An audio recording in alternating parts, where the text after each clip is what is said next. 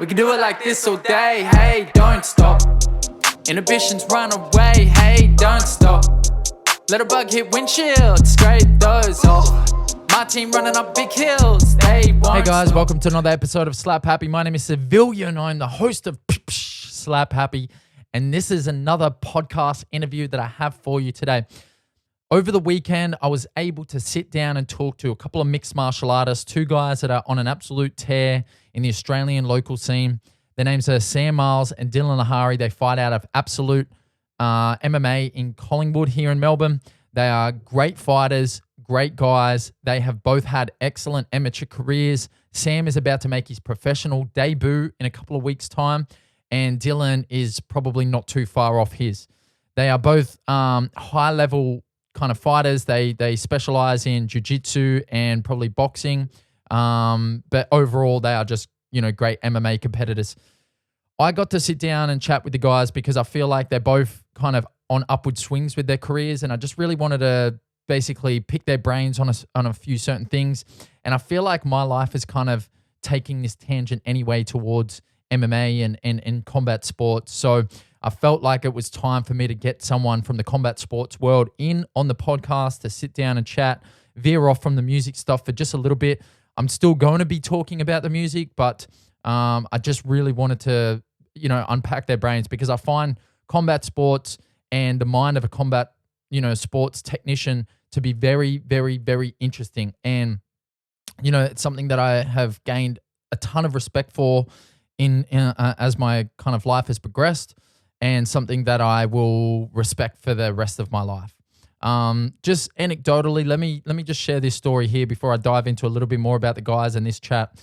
So up until my introduction into MMA and combat sports, I was a very timid. I was outgoing in a certain sense, but I was a very weak person inside, and I say that because I think I was probably afraid of too much and too keen to prove certain things to certain people. What we kind of unpack, and we didn't unpack it properly in this conversation, but one thing we definitely touch on is this idea of proving, and how if you're a trained kind of martial artist, if you're a trained fighter, you often don't feel the need to prove anything, especially like in a fighting sense or in an argumentative sense or in a confrontational, violent sense. You don't feel the need to prove anything because you're proving it to yourself all day, every day for like years on end. So, if it comes to like confrontation in the street, you necessarily don't feel the need to prove anything. But I feel like that's where a lot of kind of confrontation and arguments come from, is that people feel the need to prove something and be seen. So they kind of like over accentuate their anger and their violence, and that leads to kind of like complicating altercations and further implications from that. Anyway, I say all this to say that my introduction to martial arts and my journey as a martial artist has only just begun. It's in its infancy, but it's something I'm going to spend the rest of my life doing, because the clarity and the strength of mind that it has brought me in my short stint is something that I will never, ever, ever want to relinquish. The people involved in the sport are high-level thinkers that are ready to push their mind and their soul day in and day out. And it's something that I just have so much respect for. That's enough about me. So these guys they've become friends, as I said. They're both great fighters. They both have big futures. And I really enjoyed sitting down to talk to them. I enjoyed the entire interaction from we went and got lunch earlier. We obviously sat down and talked for a couple of hours. Now, just a couple of side notes before we jump in. We're going to jump in now. A couple of side notes. There was a few audio and technical visual issues throughout the podcast, so please forgive me for any of that. All my fault and stuff that I need to be better on for sure. So please forgive me on that. And then as far as my laughing is concerned, I laugh like a fucking hyena like a lot of the time.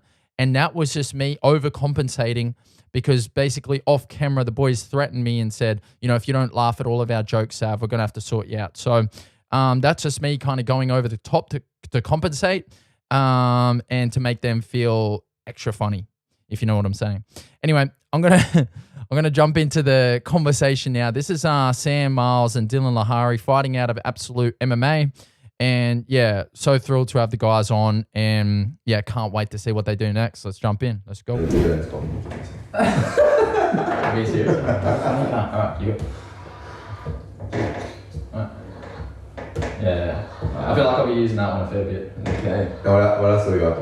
Oh, that was really funny, Diellon. Yeah, really good joke, Diellon. Alright, so the podcast has started. My name is Savilian. Thanks for joining me. This is Slaaap Haaapy. Diellon, thanks for being here. Thanks for having me. Big Sam, thanks for being here. Thanks for having me, big fella. Yeah, that's... Come on, uppy. Don't let me tell Thanks you for again. having me, big fella. Yeah, there we go. That's better. So we just had a little lunch down at Undercover Roasters. Does everyone feel satisfied? Shout out to Undercover Roasters. Shout out to Undercover Roasters. If you want to do a little sponsorship here, we'll welcome that. Fantastic coffee. Sponsor us. Yeah. Or we'll be back. That was quick, Dylan. Yeah, it was straight onto it. Nah, it was Practice fantastic. someone. Yeah. Did you like the fried chicken more? I did like the fried chicken and waffles, but you know that fried chicken, it doesn't settle very well. No, with me, you know, you feel a little bit off afterwards. Yeah. But it was gluten that's where we're at free. It now. was gluten free. Yeah. Yeah, you can't eat where I'm at. But Okay. We'll work out. we'll move through that. Yeah, 100%. All right. Well, look, let's just dive into it. So you guys are mixed martial artists, okay? Fighters, brawlers, Apart from. leader of men. Hey, I like that. I like that. Dills, let's start with you. Yeah. Where does your journey, your MMA journey begin? Okay, and why does it begin? So, my MMA journey begins in a small gym in Marles. Yep. Back in the back half of 2018, I'd say. Starting with jiu-jitsu. What drew me in, what got me started, I had some family shit going on at home. Yep.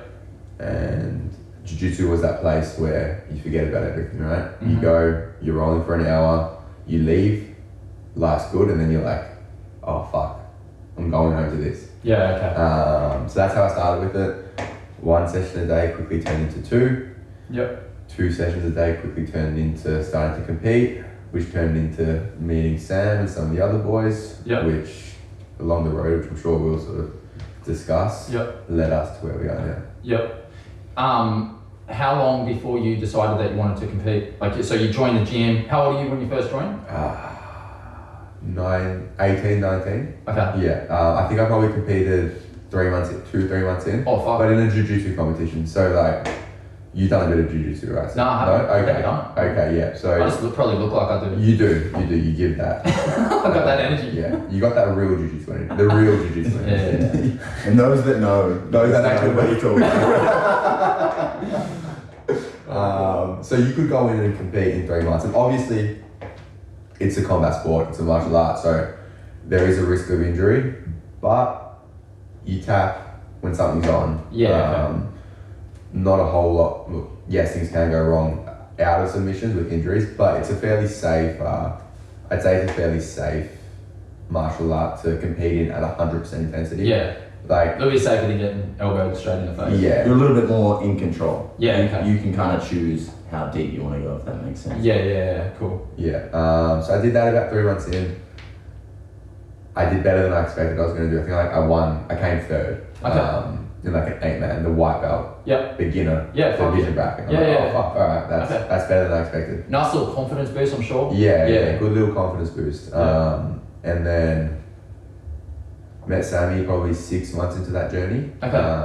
And was always kind of, I think MMA was always on my mind. I started exploring it a little bit at this gym I was originally at, but there were no facilities to, like you couldn't really facilitate that. So it's just jiu-jitsu. It was, just jiu-jitsu. There was a bit of, I had a friend there who was teaching the Muay Thai, but there wasn't anything bringing it together. Yep. And then when I met Sammy, where were you training there? I was not training there. I actually met Dylan at a competition. Oh yeah, okay. So for the first time. Yep. In a weird assortment of events. Yep. We ended up meeting each other. Okay. And then I could tell from the start that he was very keen, and I brought him down to Kimkai, which is where we kind of started our MMA journey. Okay, yeah. Where's Kimkai? Kimkai's in Chelsea Heights. There's a few. There's one in Hyatt. There's one in Chelsea Heights. And we had like a little. It's actually a karate gym. But we had a little MMA team of about 6 or 7 of us, and we became really tight. Okay. Dylan joined the team, and from there it was. Just on. Yeah, it was on. I got it. Something that just came up. I was talking to someone the other day about understanding like how long it takes to understand kind of the variables when it comes to like pressure and putting like holds and chokes, arm bars, all that kind of stuff. How long does it take if you're like a beginner? How long does it take for you to figure out like I'm not actually choking, they don't actually have it on properly? You know what I mean? Like, do you understand what I'm saying? Like, yeah. to actually understand the pressure and like, am I actually in trouble now? Like, because I'd imagine there would be some panic early on. Yeah, as the person choking or the person getting choked? Getting choked. So like, if you get an arm around your throat and you're just like a beginner, you would probably start freaking out early. I say there's a fine line, as we probably both established, Sammy and myself, we tend to push that line in situations where maybe we shouldn't. I feel I have a good gauge now on when I'm about to go out. And when I'm not. And when something's maybe cutting off the oxygen compared to cutting off the blood. Is that the right way? So I started a very good grip on it. I also know in certain, like, I'm pretty mobile and pretty flexible. So with my shoulders at the start, I could let shit go really far. Especially anyone's trained with Sammy. Kimuras are a thing. So I could let my shoulders go. Then 3 or 4 times, I probably let it go too far. And now, as soon as my shoulder's here, I'm fucked. Oh, really? But something like arm bars, for example, I know I can let an arm gun go a bit further. And I know where I'm safe, just from that experience. Whereas other things like a heel hook, I'm not going to let that go at all. The risk to reward ratio to escaping is way too high. You find that out as you go on. Yeah, I think it's a little bit dependent on the person too. Like, I think you probably got more time than you think.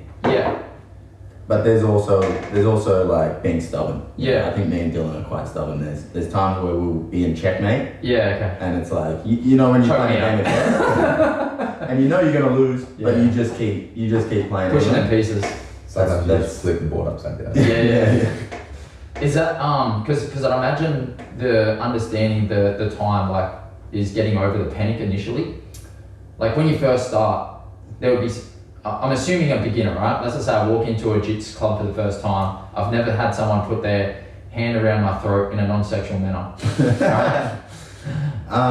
Like I said, I think it's person dependent. Definitely when I started though, there's that sense of like drowning. It's extremely humbling. You know what I mean? You're rolling with people that from that my ego's telling me there's no way this bloke should be.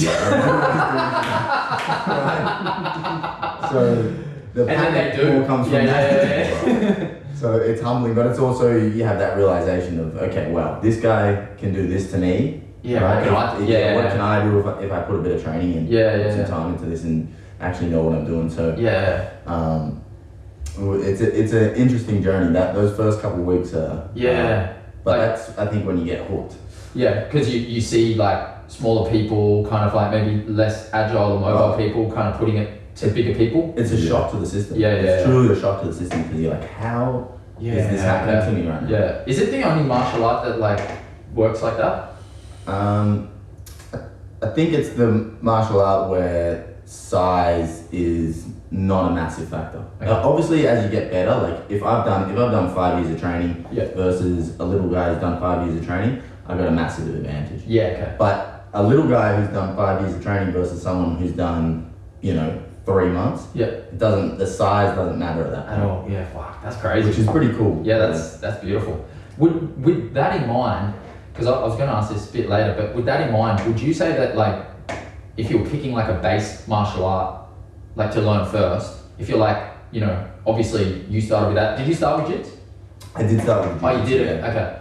So obviously for you guys, that's kind of the path you've taken, but is that what you would recommend? Like if someone was going to start from the beginning? I'd go wrestling personally. Okay. I think wrestling gives you a good base for the jiu-jitsu in terms of it is grappling. And a lot of what happens in wrestling transitions over to jiu-jitsu. There are obviously a few adjustments you need to make in regards to, giving your back up in certain positions and whatnot. Yep. But I think the pace of wrestling then also transitions into the striking.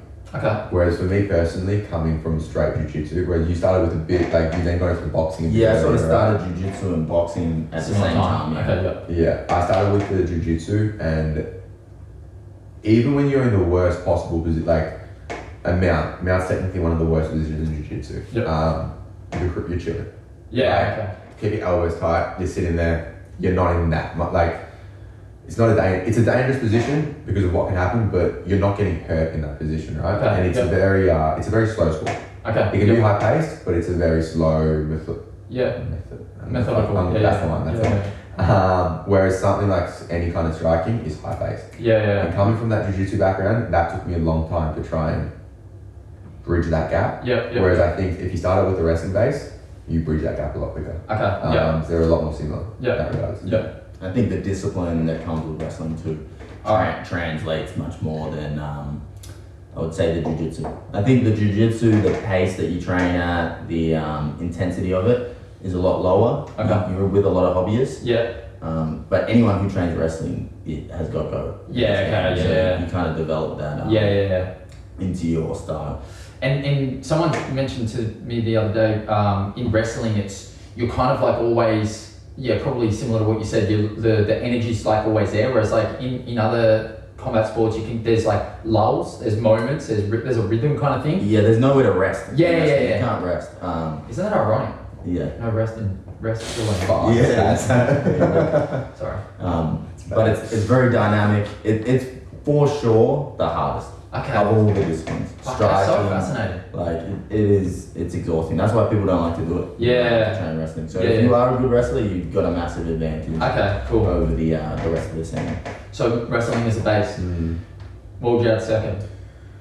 You'd have to do something like boxing. Yeah. Look, you could boxing start, over Muay Thai? You could start with, I think boxing gives you, I think if we're looking at getting to MMA, right? Yep. In my opinion, where a lot of Muay Thai guys probably fail is their base isn't the same as someone who's got a really strong boxing base. And obviously the bases are a little bit different. Yep. But with boxing, you really get the footwork down pat. Yeah, cool. Which then implements over. Yeah. And the boxing and wrestling will tie together, in my opinion, more than the Muay Thai and wrestling will tie together. Okay, yeah. So one, you're creating that kind of neural pathway a little bit more with the wrestling and boxing. Yeah. And then once you got your base, you can sort of throw hands, you can add your kicks. Yeah, because it's more dynamic. Yeah. Okay. So yeah, I'd go the boxing. Yeah. And then you can sort of just add in the jiu-jitsu and Muay Thai. Yeah, okay. I sort of agree with that. I think a Muay Thai guy is gonna debate that. Yeah. A Muay Thai guy is not gonna agree with that, but I think the boxing stance translates much better to the wrestling. Yeah. There's a few bad habits that you can pick up from Muay Thai that don't really translate to the MMA. Yeah. But also there are some things that you can do in the Muay Thai which translate very well to the MMA. So it's a tough one. It's user's choice. Yeah, for sure. We've come from a wrestling boxing system. Yeah. So that's sort of I think why we believe the same thing. But I think there's Muay Thai guys who have translated really well. There's boxers who have translated really well. So it's a bit of a personal opinion. Is it just my this might be my kind of uneducated opinion, but the boxing is more trains you to be more in and out, whereas like Muay Thai, there's a lot more just kind of standing on the spot. Depends on the style. Depends on the style. There's some guys that'll come. There's some styles that just come straight forward and we're just going to meet in the middle and we're going to bang. Okay. But there's boxers that will do that too. So it's very style dependent. Yep. It's hard to Yeah, it's not black and white. Yeah, it's not black and white. It's Okay. very very grey. Yeah, cool. Yep. Agreed. Yeah, fair enough. 100% agreed. Based on, you get boxers that don't move in and out. You get boxers that do. Yeah, fair. Yeah. You can go anywhere. Yeah, cool. It's a fascinating thing to think about because I'm kind of even though I love my parents very much, I so wish they'd got me into martial arts fucking way younger. I think that's everyone. Is that like most people? I wish I got into martial arts way younger. But I got in at 18, which is. I don't want to be good at cricket. yeah. Who wants to be fucking good at cricket? I do think as a parent, like, look, if you're not exposed to martial arts, like you being the parent, if you're not exposed to martial arts and what it can provide, you're probably not going to think it's not even think it's a good investment, but not realize how much of a good investment it is. Yeah, you don't know what your kid's missing out on. Yeah, exactly. You don't know the value in it. So it's hard to be like, fuck, I just lost my train of thought. Yeah, no, it's fair, because if you're not, you kind of have to be in it to really understand the value of it. Yes. You're not going to watch, like as a parent, you're not going to watch like something, you're not going to watch two blokes bash each other on TV and go, oh, I really want my son to do that. Yeah, and as a natural instinct as a parent. Totally. To take your kids away from danger. Protect, and the sport is, on the surface, it's dangerous. Yeah. But I think if you can teach your kids how to fight, you put them in a position to be able to protect themselves. And I actually think they're far less likely to end up in those type of situations. They know how to handle themselves. They're calm. 100%. They've got nothing to prove. Yep, totally. Yeah, that's actually the point, right? Like a lot of the time, that stuff derives from, like, violence on the streets derives from people trying to prove something. Absolutely. I know myself at 15, I was just trying to prove some shit. Yeah, stupid kid trying to prove some shit. Yeah. So I feel like I'm far less likely to do some stupid. Everyone just went.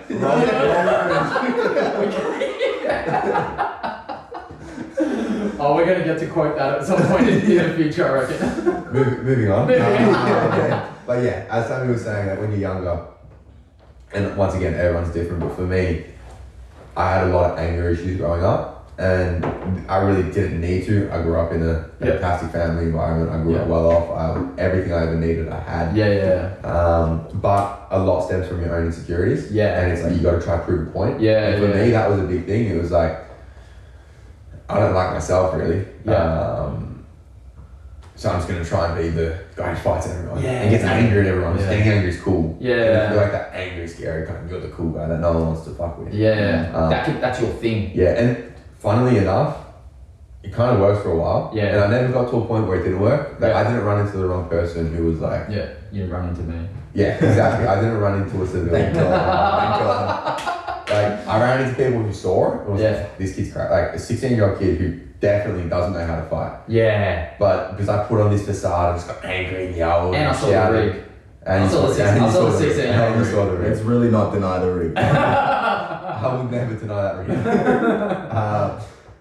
But yeah, it's like, if I ran into you when I was when I was 16, I would have gotten fucked up. Luckily, I never did, and I found martial arts before that time came. But then once I started doing it, once I started getting more confident with myself, that kind of went away. And a lot of the reason I did start it, obviously I said before, was to get, like, you forget about things that aren't going too good in your life, but you also want to be known as a guy fighter. Like, for me, insecure kid, I want to be known as that fighter guy. I want to be known as that guy who, like, no one wants to fuck with. And then as you slowly get better and better, those insecurities start to just fade. They get replaced. They get replaced with something like a genuine confidence in yourself, belief in yourself. Just other insecurities, really. It never ends. It never fucking ends. That's beautiful. So, because I was gonna probably bring this up at some point anyway, but we'll do it now. What are obviously we touched on some of it there, but like, what are the kind of more peripheral benefits of martial arts? Semi, so start with you. Like obviously the physical stuff is the most obvious one, but like, what are the peripheral things? I mean, martial arts is a very interesting journey, and you end up having some really deep conversations with yourself as you come into a fight. And every single time I have a fight, I end up on the other end of it feeling like a much more evolved version of myself.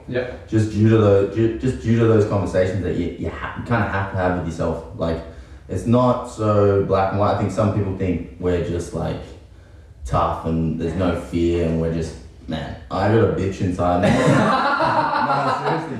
I got a bitch inside me that's like screaming at me all the time. And then the confidence side of me, the ego side of me, is where it's constantly talking to each other. So you learn a lot about yourself. Obviously, the healthy lifestyle, the camaraderie with the people that I have around me. So there's a lot of benefits that you won't that you won't see on the surface. Yeah. For sure. And then the confidence is a big thing too. Yeah. And I think like the point about the talking, the two sides of yourself talking, it would definitely get highlighted. It would be more obvious because of the emotional kind of like ride that you would go on such a frequent basis. It's a roller coaster. Like it is a roller coaster. You sign up for a ride, so you got to be willing to go on it. You'll have some low moments. I mean, sometimes before a fight, I'll be sitting on the couch, and out of nowhere, I'll just get a vision. Someone will just send me a vision of me getting slapped. Yeah, fuck. And then you gotta have that conversation with yourself. You gotta recorrect it. So it's human. It really is human. And I think that at the end of the day though, like, would you agree that any kind of thing, I mean, I think martial arts is probably the pinnacle of it, but anything that's a practice, like a daily practice, something that you're committed to like long term, where you get to learn about yourself on a day-to-day basis, anything, you can kind of find it in anything. So like, you know, I think, I don't really want to draw this parallel too deeply, but like religion, for example, like I find that, you know, martial arts to me is like essentially just a practice, a religion, like a way to kind of like explore yourself, explore the world, find meaning in things. I don't know if there's really a question in that, but it's just an idea that 100%. Like we have a good friend, Sam, who always says it's a vehicle to full potential. Oh, I love that. It's a vehicle to full potential. Which I agree with. It is like it's a journey that you sign up for. You're gonna have some ups, you're gonna have some downs. Yeah. But at the end of the day, you keep getting better. Not just as a martial artist, but as a person. Yep. So yeah, I would agree with what you had to say. Yeah. 100%. On the highs and lows as well. It's like, fuck man. It's crazy how quick you can go from the highs to lows. Yep. And you're constantly, you can't hide. No. Like you can't pretend to be something you're not. Yeah. Or you can for a little bit, but you're gonna get found out. And maybe you don't get found out sort of in the public image. Yeah. Like, and when I say public image, like we don't have a public image, but just like to the people locally, right? Yeah. You might be able to hide in that regards, but you know, like you can win a fight Saturday and feel like a fucking king, and then next Friday night at Sparring you're getting your head kicked in, and you've gone from like, fuck, I'm a prodigy to fuck, why am I doing this? To why am I doing this? To like, I'm gonna make it, to what am I doing with myself? Like, am I coming here to give myself CTE? The highs and lows are. I've never felt that in any other aspect of life. Yeah, and the parallel between like, you know, you on the fighter journey and you as like a 16-year-old kid trying to prove yourself is like the 16-year-old kid never had to have that humbling moment, whereas like the fighter, you probably has that humbling moment, that realization on a weekly basis. You know, getting knocked out. Keeps you in check, right? And then but the good thing about that with me as well is, at least in that situation, for example, where I got knocked out, I had my father who has no experience in martial arts. He snuck it in there. How my hands were positioned. Yeah, well, they've got to be up, right? Like that's the. Hey man, you do that. How often does that happen? Like look, you know, like backseat drivers. So all the time. Yeah, all the time. Yeah. It's the ones closest to you that hurt though, you know? Yeah. that one was... Keep your hands up. Yeah, that one was like, really? Fuck. What? Maybe I shouldn't get hit? Like, you reckon that's the next step I should take? Yeah. So yeah, the old man's giving a bit of advice here and there. Yeah. I haven't got too much from too many. It's more just what I find people, like you're having a coffee with like an uncle or a cousin or a friend and they're giving this advice where it's like, do you know how much you don't know? Like,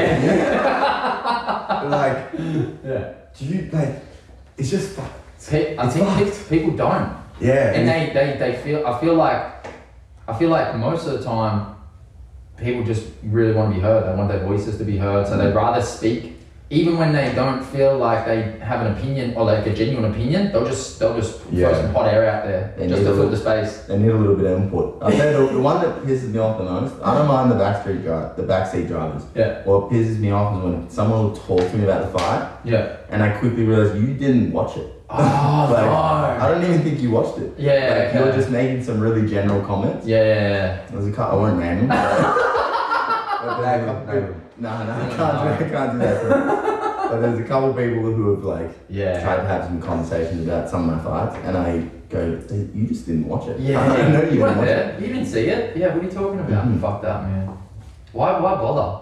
Like, why? Like, I guess people just want to feel important, right? Yeah, they want to feel important. And it's cool. Yeah, yeah. It's cool knowing someone who's had a fight before. 100%. Yeah, you should have seen my Instagram fucking. Hey, I saw Sav. People. I saw you post your one fight like 4 times. Don't you worry, brother. Hey, I got more content to come. I got more content. Actually, I was at Absolute, which is where we get our haircut. Oh, yeah, shout out to Perfect Barber one time. Motherfucker, is it? The best. And what's the lady's name? The late, fucking dead. This isn't good. Tracy. Yeah, no. No, but Tracy goes. No, it's not Tracy. I'm. Abdul, man. Hit us up for that name. Bro, so Jenny, I'm sorry, Okay, Jenny. I there we fucked go. up. But Jenny goes to me, oh, so Sav's had a few fights now, hasn't he? I'm in there talking my shit. I go, I don't think so. She goes, I saw he posted another one the other day. I go, it's the same fight. So you are winning brownie points. Oh, yeah, milk it. Good content though, you gotta admit. Content's kind of good. It is quality content. Oh, that's hilarious. Especially that Jen. ending. Yeah. Where I got knocked out. Hey, Yeah. That was a win for me. Knocked out. Shout out Gucci. I was cornering against Sav. Yeah. Pretty pitch perfect performance. Yeah, you seem like really happy when I got knocked down as well. Like, I watched the 100%, replay. I bro. seen the smile on that face. I'm like, fucking go harder, cunt. Don't do that.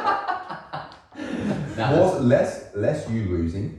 Yeah. That wasn't nice. You never want to see a good friend lose. Yeah. But more beating another good friend. Yeah, well, I mean, to be fair, when you got knocked out, Yeah. I just remember Dylan gone.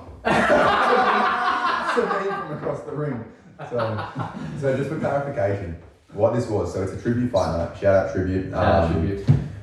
It's a tribute to a boxing gym where it's you get a lot of sort of corporate people who come in, they train and they do a fight night where it's members fighting members. Sammy and I were coaching against each other. Sav obviously picked the wrong team. No, I didn't. Hey. And the way it works is whichever coach gets the most wins on the night, they get to do it again next year round. Yeah, you just one by one? Yeah. I'm getting. Sorry, let me tell my story. sorry. Do you want it? So yeah, every win, and I love some of the people on my team for sure, but it was more about beating Sam and my missus. So every time we won, best believe I was just fucking, and we went 4-0, I think. Man, I really you hate that you brought this up. Yeah, fuck. But it was always going to come up. I just want to say There we go. congratulations. Going on This camera. burns my heart to do this, but congratulations. Dylan is a fantastic coach. Hit that button. There we go. Thank you. Great coach. Great fighter, great coach, great bloke. Even better rapper. Even better. Sav. We have a 1 AM rule. Oh, okay. Let's not break the rule. Anything, well, we didn't preface this. Yeah, Dude. okay, cool.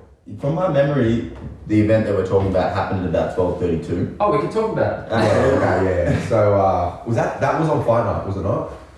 There have been a few. What about last weekend? There have been a few instances. But I'd say the best performance was on fight night. So I actually spat some fucking deep parts up. Okay. That I got them all I recorded. must have as missed well. them, but I've got an You old got them video. recorded? I got them recorded, yeah. Can we pop them up in like? We most definitely cannot. I'll pop them up, yeah. Okay. I'll let the people at home I know. don't trust your editing skills. Far more good. But yeah, we should let everyone know that there will be no stories past 1 AM that are Yeah. getting told. Yeah.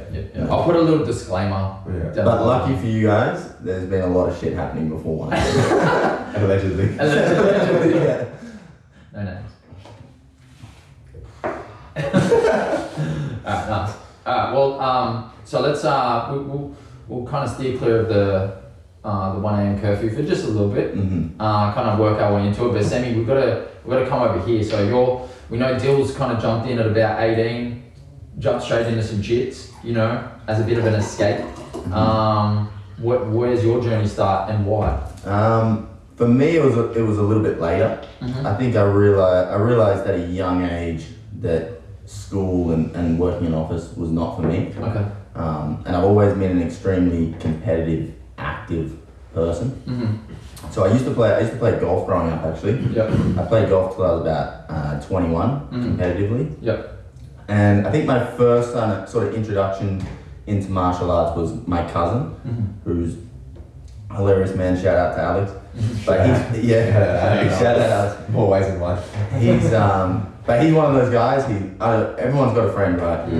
Who'll be watching a video, sees a video on YouTube, and they just gotta show you. You know what I mean? Like you'll go over there and he'll be like, "Have you seen this?" I'm like, "Nah." And he's like, "Bro, come here." So and he started showing me older cousin, yeah. And I looked up to him, and I'm an only child. Yeah. I have half siblings. Yeah. Grew up as an only child, and he was the same. So we kind of felt like brothers growing up. Okay. But he kind of introduced me to the sport, would show me highlights, Cain Velasquez, and then I think from that point on, I started to get obsessed as a fan. Yeah. Do you know how old you are? I would say I was about 15, 16 at this point. Yeah. So I started to get kind of obsessed as a fan, but I was still dedicated to golf at this time. But I was always one of those people that would look at MMA and just, I always was like, fuck, I reckon I could do that. Like, Yeah. Okay. I really feel like I could do that. But I sort of had already picked a path. And I did like golf, but it wasn't the obsession that I have now. It was more, I loved the competitive side of it. Yeah.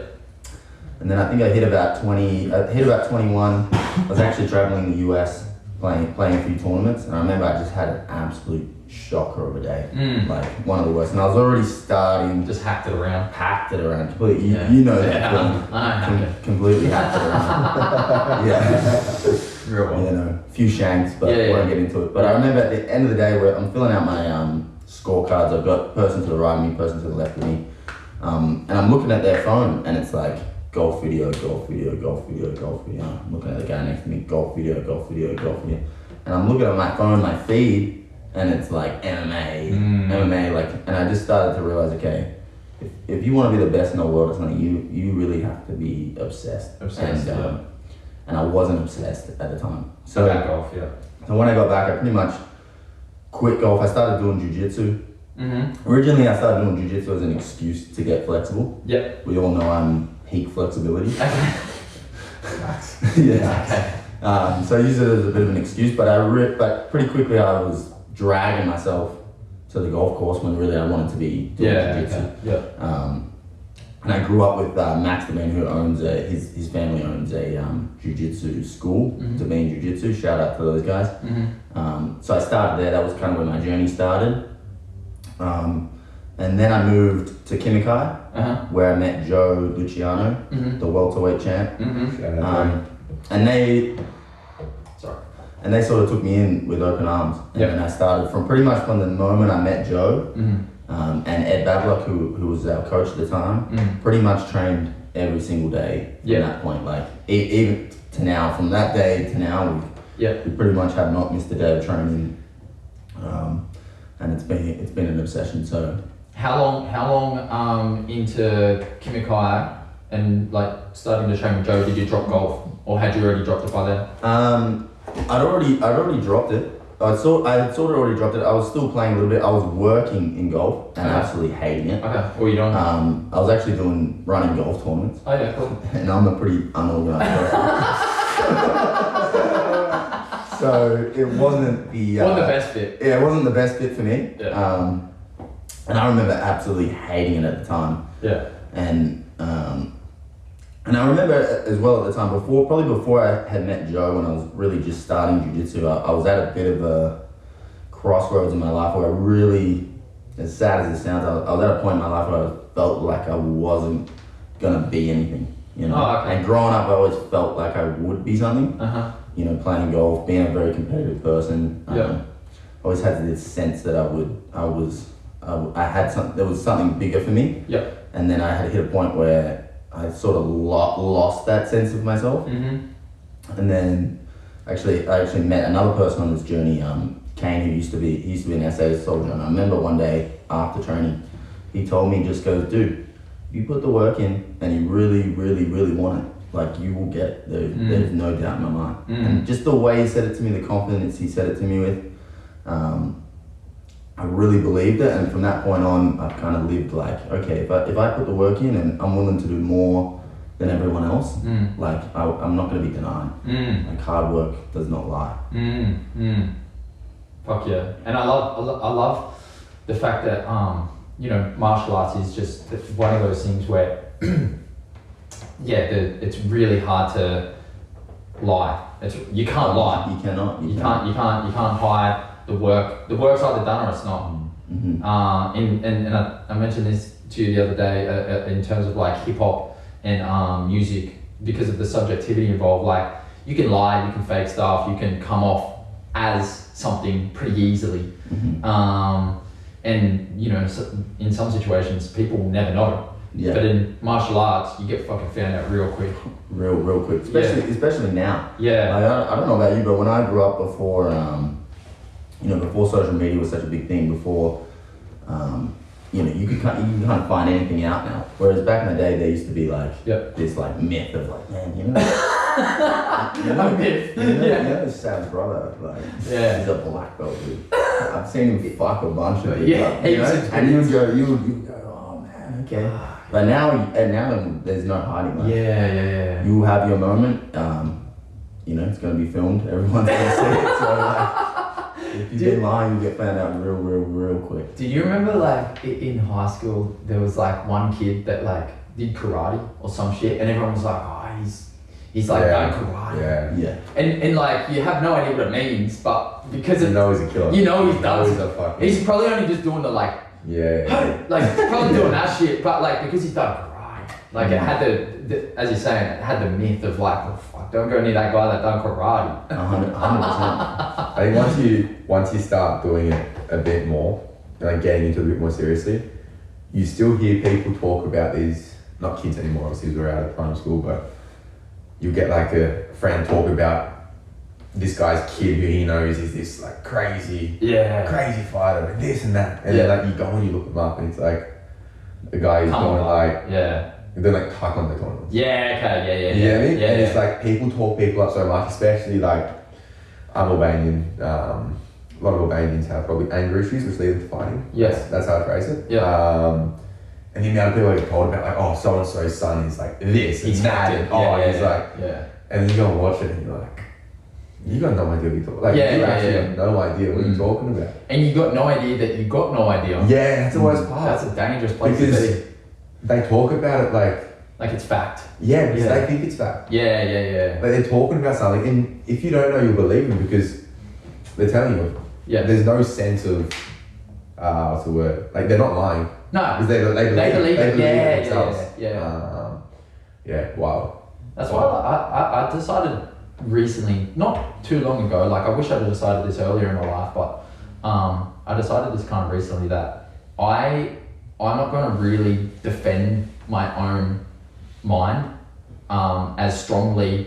I'll make sense of this in a second, but I'm not going to defend my mind or my memory as strongly as I would have in the past, because I know how fallible it is, as in like, you know, specific details or like a memory, or like, you know, someone wants to argue with me on a detail, I tend to like just go, even if it like paints me in a bad light, I'd rather just be like, okay, fair enough, because I just know how like fickle our brains can be, and our recall.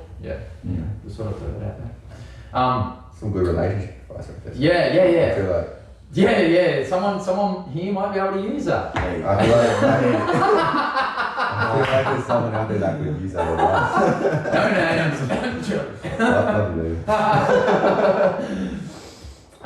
Okay, beautiful. So I'm gonna ask a question, and I feel like I know the answer to. I'm gonna ask it anyway. Shoot. And Dills, you can kick it off. Let's go. What's with this MMA journey of yours? What's the goal? Take it as far as I can is obviously the goal. At the start, the goal was like, sweet, let's give it a crack. And it's something that's hard to hard to see where you're going, especially like in the room that we're in at Absolute MMA. Shout out Absolute. Best gym in the world. Facts. You're always going up against killers, and we got a really strong welterweight crew there, and you can get caught up in that. I'm never improving because you're going up against guys who are like world class. Yeah. But they're also improving. So your improvements you don't seem like you're closing many gaps. Yeah. But then you go and you compete and you're like, oh fuck. Like, I can kind of do this thing. Yeah, I can do this thing. That's hilarious. So fuck, I lost track of it. I'm really sorry, I lose track of things a lot. No, like we're talking about like the goal. Yeah, the end goal. And how you can kind of lose track a little bit. Yeah, so you lose track, and then like my first goal was kind of, I was working in real estate beforehand for like 6 months, and I quit, and I'm like, I just want to give this a crack. Wherever I go, and then I can fall back on real estate if I need. Yeah. And as I was saying, there's not really many ways to measure where you're going. Obviously, wins and losses. Yep. But then I got to a point where I'm like, oh shit, I can also teach this and make a bit of money coaching and PTing. So that's like the next step where I'm like, okay, obviously I'm not champion of the world, but now I'm at a point where this will be my life no matter what. Yeah. No matter where I go, this is going to be what my life revolves around. Yep. So that was the next step. Okay, now I'm teaching people, want to learn from me. I'm able to teach them something which isn't bullshit. Like, I know what I'm teaching is real. Yep. I've used it myself. I know I have the good knowledge of it. And that's like how I've been able to track that I'm on path towards a goal. The goal itself, obviously, you want to make UFC, you want to be UFC champion. That's everyone's goal. But just to see how far I can take myself, especially knowing like when I was younger, and even when I first started, Sam, you probably saw this a bit as well. I'd just give up at some stuff. Like I just give up, I'd quit. I wouldn't do some shit that I didn't like doing. Whereas now that's changed, like done a complete 180. So I'm just keen to see how far I can push this, and how far I can go with it. How recently has that changed? And pretty quick. And why? I like to say you're a product of your environment. Okay. And with that, like I believe I have a bit of natural talent. I'm sure Sammy believes the same thing, but I believe you could almost put anyone into the environment that we've been placed with, and being blessed with some of the best coaches in the country, from the world, and they're going to take it far enough. Now, I believe that we have a better work ethic than most, and a lot more natural talent than most, and you got to believe you're better than most. But I believe anyone who was put in that position and made use of those resources to them, for sure. you're going to find some success. And I suppose it would be difficult to rock up to be around like, you know, killers and start bitching it. Oh, I got that bashed out of me. Real quick, brother. Trust me. Fuck. Like, trust me, bro. Trust I me. can see it in your First face. session quick. Oh, really? Like, never thrown a punch before quick. Oh, really? Sammy, I'll pass this to you. No, this man has earned it. Yeah, okay. Let me tell you, this man has earned it. I have seen him cop some beating, bro. Let me tell you, I'm not the worst. You allowed to talk about one? Oh, 100%. Yeah. Which you choose. Okay. Alright, pick one. Okay. Let me get the list in. Let me get my journal. There's two really good ones. I'll start with the early one. Okay. I know exactly what these both are. Yeah. So the first one, and Joe's about to get a shout out, but the first one, when we're just starting, right? Me and Dylan, we're at a pretty similar stage. Just getting started. Dylan just come into the room. I brought him into the room, right? My second week. Okay. Second week stop. I've thrown a punch for the first. Okay, cool. And I feel a little bit like he's my responsibility. Yeah. Okay. So we're sparring. We used to spar in a small group, and really none of us were very good at this time, except for Joe. Joe was actually world class at this time. So you'd think he'd look after us. But no, we just became, sacks of meat. But it's gotten us to where we are, so I'm not talking shit here. But I just remember a time where basically we would be on rotation with Joe. I would go with Joe for a little bit. Corey would go with Joe. Dylan would go with Joe. So would go with Joe. I'd be there for Joe. So I kind of like an ego. Emotional support. Yeah, like Not There you go, boys. Not that he needed it, like not that he needed any more Yeah. validation that his skills were where they're at, but I thought I'd provide that service to him if he wanted that. Just a Oh, reminder. you're a top bloke, eh? So I think maybe Corey had just gone with Joe. I hear Ed, he yells out, "Do it!" Get in there with Joe. I'm thinking, oh, that's a bit rough. so I'm sparring with Corey, but me and Corey, you know, I think we both realised that this might be worth watching. Yeah. So we're just kind of like lightly tapping Yeah, and yeah. kind of watching in the Yeah, corner. yeah. And I just remember looking to my right and I see Joe in the corner go 1, 2, rip to the body. Dylan's already falling down. Dylan's like falling down and I just see this massive leg kick come over the top as Dylan's hitting the deck. That was also the first leg kick I've ever eaten. Some of the first punches I've ever actually received, God. not holding pads. Yeah, wow. And then Joe just kind of turns around, does his normal thing, and then I just hear Ed go, "Dylan out." I'm like, okay. No one really gave a fuck.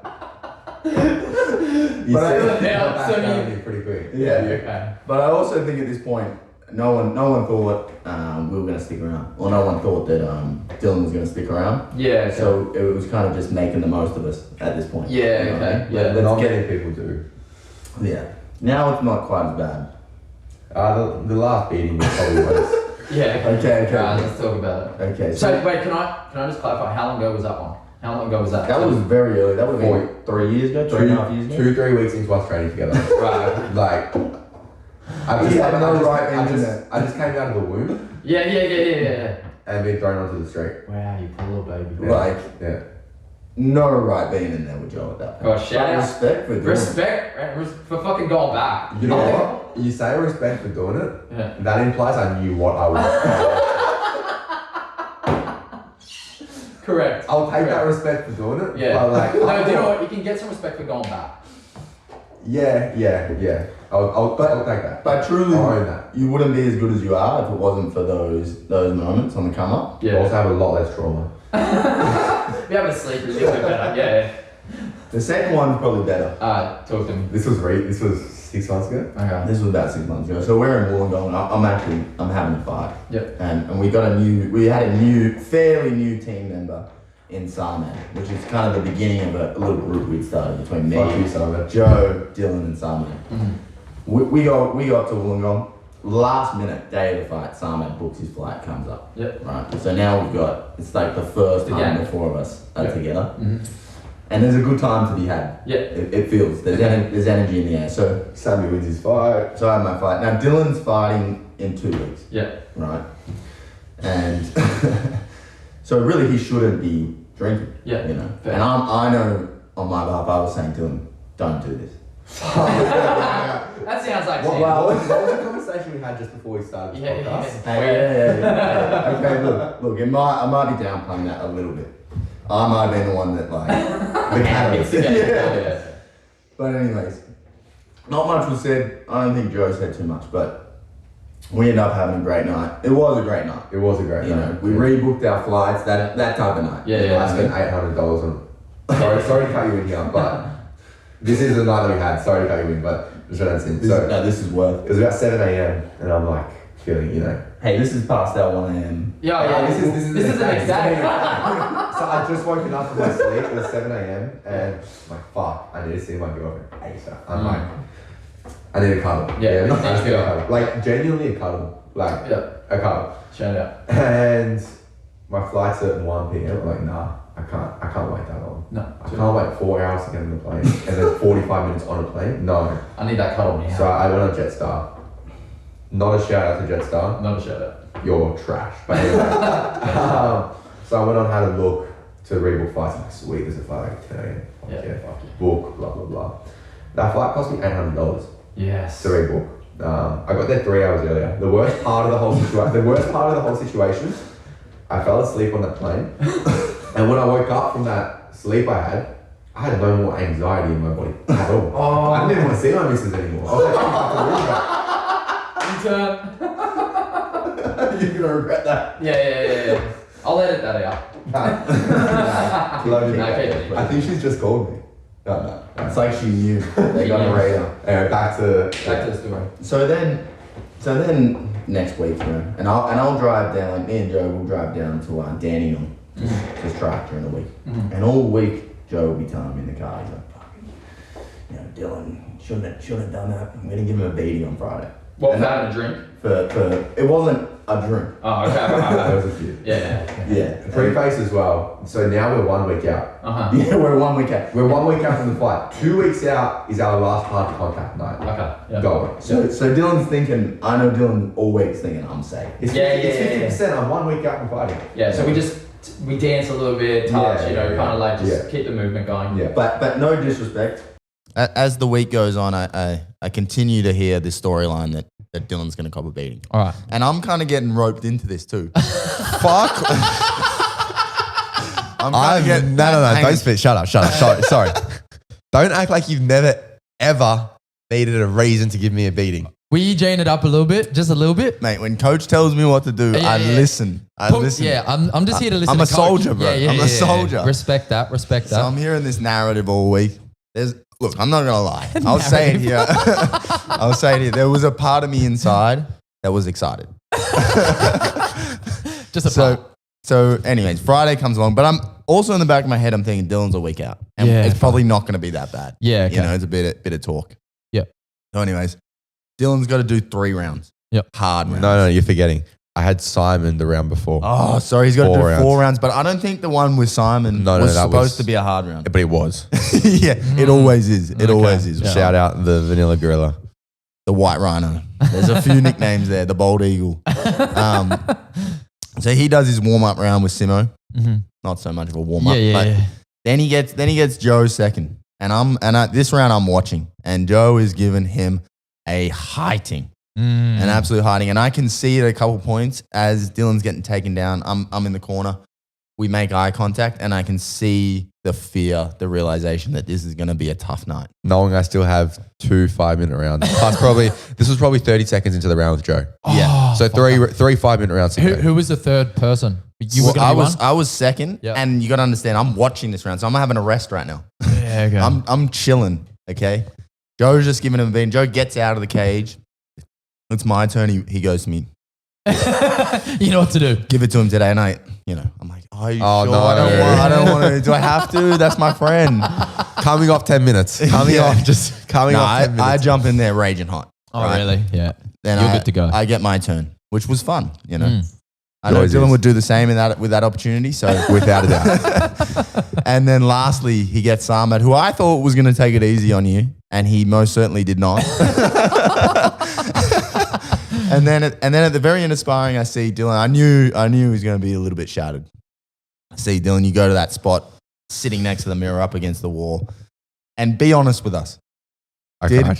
Did you shed a tear? A few. Yeah. Multiple. Yeah. I told my missus she might find me at the bottom of the Westgate Bridge. Yeah, that was it. That got heavy. That night was heavy, bro. Yeah. And it's always like, I'm not going to defend my actions. Yep. At all. All right. And I've become a better person because of it. But when your last sparring session's a shit sparring session, you get those questions in your head. Yeah. Okay. Can I? But were you shit, or was the do you know that the quality was just so high? But you do. But you get in your own head, right? It's hard to reason that at the time. Yeah. Okay. And I've got a thing which is weird when I look back on it, but I usually spar pretty shit. Like my last sparring session is never really a good one. I'm not sure if that's because you're depleted. It's extra hard rounds, but it's never really a good one. But I think that's not too bad a thing because it humbles you a week out from the fight. So it's usually 2 weeks out, but and then you get a week where everyone makes you feel really good about yourself. Everything you do is working. Yeah. Hey, but we won. We won the fight. In the words of the great man, you wrote your own ticket. I wrote me your own fucking ticket. You know, you shouldn't party 2 weeks out, bro. Correct. So obviously no injuries came from the. I actually broke my heart. That was funny. That was good. I like that. Hey, hit that button. Hit it. Give me some. Oh, wait. That's good. No injuries. Is it head trauma. But Yeah. We'll deal with that later in life. That's a 45-year-old Dylan problem. Yeah. Is there, so like I could imagine, we're trying to like, there's clearly an objective to give you a flogging, okay? Mm-hmm. Are there certain ways you can give someone a flogging without like breaking things? Yeah. You don't, honestly, like because I've had that many floggings and I haven't really broken anything. Okay, cool. You don't so they know how to do it. You know how to do it in a way that like you're not going to jeopardize their fighting potential. I just think our bodies aren't as like, I don't think anyone that night was like, oh, we're not going to injure him. Yeah, okay. Like I can guarantee you that wasn't the case. Yeah, okay. But you know how to you learn how to take a beating really well. Yeah, okay. Yeah, really all jokes aside, we're a very tight-knit group and we do look after each other at the end of the day. And if he was genuinely hurt, like we would have stopped. Yeah, just to jump in on that. We're talking a bunch of shit here, but like they're not going to hurt me a week. Like they're not going to hurt me a week after my fight. Like everyone is experienced enough where you know where that line is, and they also know that.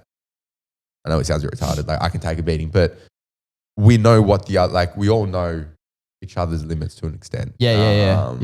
And you know how to push right up to it, maybe just over it, but not right over it. Yeah. And I think a lot of people say they're injured, say they're this, say they're that. Yeah. But if you stop training every time something's hurting or you're like a little injured or you're a little hurt from you're never going to be training. I remember you said that like, I think it was like our second week. It was after sparring on the second week of the fight camp. And you sat down at the end and because there was a few people who like, opted out of sparring because they had niggles or like a little bit sick or whatever. And then you kind of, you got up the front and you're like, listen guys, if you basically said that if you, every time you have a little something, then you're never really going to get there. Well, firstly, I get it. Yeah. Right. Like, and that's the thing, you prefaced it with that as well. At the start of every camp, you got a bunch of guys that aren't used to the sport, new to it, and have never felt this type of pain before. Yeah. But you have to remember, this is the injury sport. The whole idea of the sport is I try to hurt you, you try to hurt me. Yeah. So the idea that you're going to be feeling perfect every single session is just unrealistic. Yeah, totally. Yeah. So if you avoid training when you're hurt, you're never going to end up you'll never train. Yeah. You'll never be able to push your capacity. Yeah. And I feel that exact like speech that you gave, like I played that in my head multiple times throughout the fight camp. Like when I was feeling a little bit low, either mentally or physically, emotionally, and I was like, fuck, I really just don't want to show up today. I just was like, I played that shit. So yeah, good. It worked. I'm glad. Like everyone goes into fights injured. There's no one. I mean, if you have 100% health, you have hit the jackpot. Like, it's very, very, very rare. Yeah. Or you've not worked hard enough in your camp. Oh, good call. Yeah, I feel that could be that's going to hit some people hard. But it's hard. A camp is meant to push you. Like if you're training for, all right, we probably like in the amateurs, I don't think you don't really get like anything more than it. Most things kind of late notice things pop up. Mm-hmm. It's a bit different to a pro fight in that regards, right? Yep. So everything's kind of later-ish notice. But if you've got a 6-week camp and over 6 weeks, Monday through Saturday, you're training. Monday, Friday, 2-3 times a day. Saturday, twice. Sunday, you might do something light. Do that for 6 weeks straight. Your body's not meant to be able to do that and stay completely niggle-free. I'm not saying major, like you're not tearing your MCL. Like, you telling me you got no niggles? There's even something. if it's just like a sore hand or your thumb, like you're going to have something. Yeah. And if you don't, then it's like, you really... Yeah. Did you go hard enough? Are you really training? Yeah. And that's why we taper off the last 2 weeks. Yeah. I think. Because obviously we're following the... We're meant to. obviously we're following like from above. But the last 2 weeks are where you let those little niggles and those little things heal up a little bit. Yeah. Time to heal up in the last couple of weeks. Yeah. Unless you got smashed. Unless you got fucking... you got to get sorted out. So I was talking to someone the other day about this, because obviously pretty much every single time I watch a professional or amateur MMA fight, like high level guys, every single leg kick looks fucking painful. Okay. if you were to give like any single one of these leg kicks to like an average person off the street, they go straight down and they probably don't get up. Oh man, 100%. And let me just say, adrenaline is a powerful thing. Okay, so that's what I was going to say. Is how much of the ability to take those, like you can basically say any strike, a leg kick, a head punch, a head, whatever. How much of that is conditioning? How much of it is like, did the bones get stronger? Like, did the muscles around the area get stronger? Or how much of it is adrenaline and mentality? I would say a big part of it is the conditioning. Okay. Right? If your leg's not conditioned, you're not going to be able to take those kicks. Like early days when I was starting to drill, and Joe is a big leg kicker, Yep. we would drill and I wouldn't be able to get through a drilling session. Okay. Like just didn't have the conditioning. Now I wouldn't, like we could do a drilling session, there'll be no soreness. that would Yeah, come from okay.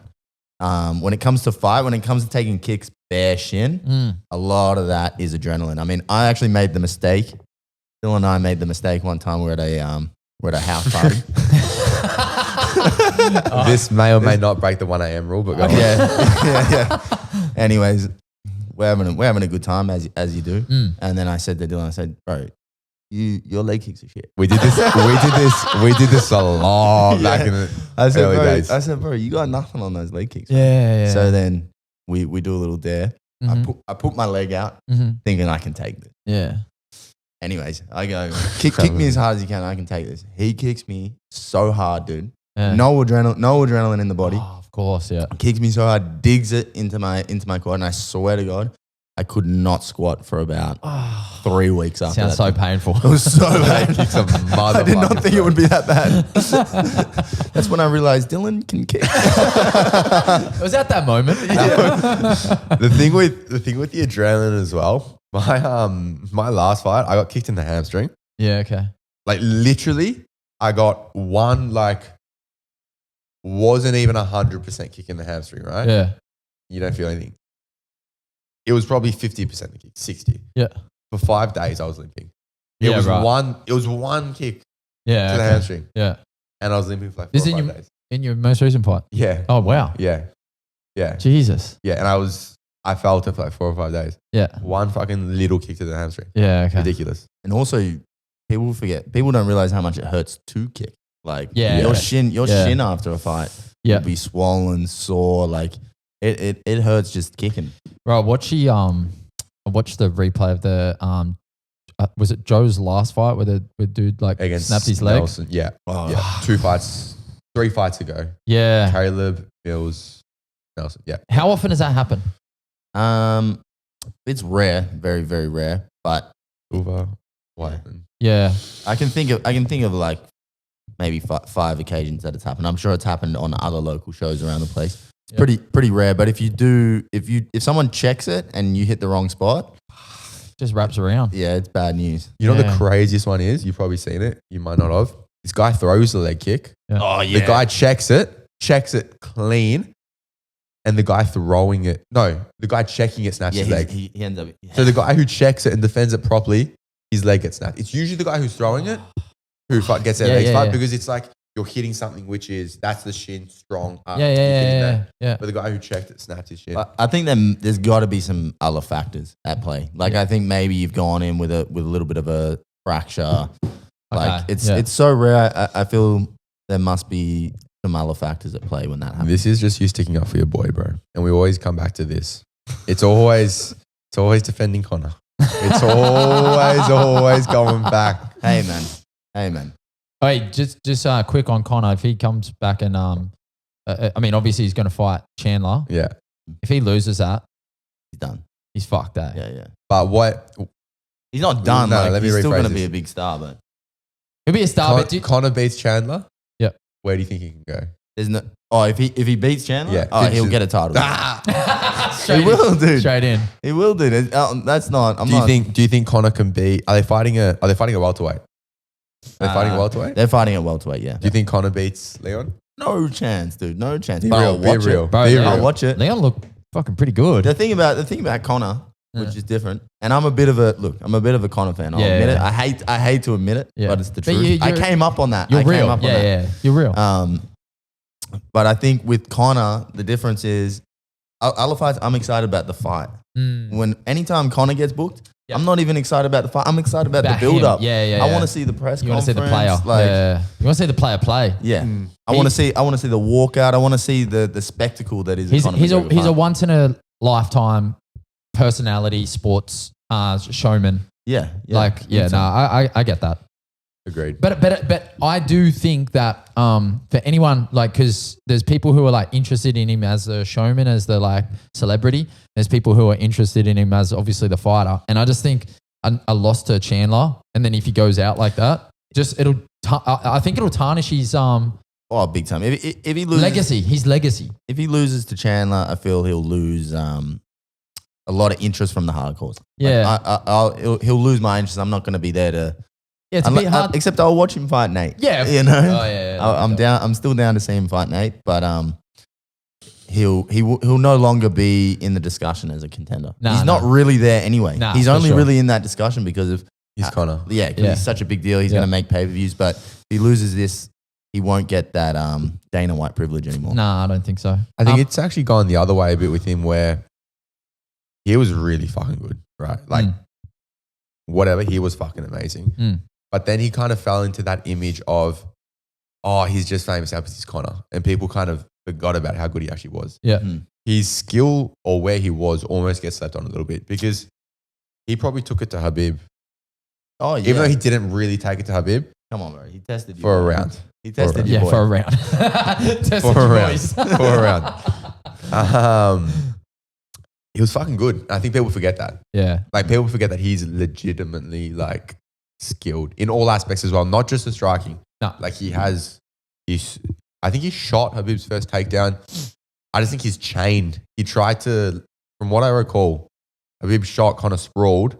Instead of chaining to either getting to the back or standing back up, he just tried to hit from the. No, he did a fantastic job on that first brawl. And there was a clip of Volk doing sprawling on Islam, and then the same version with Connor and Khabib, and it was basically identical.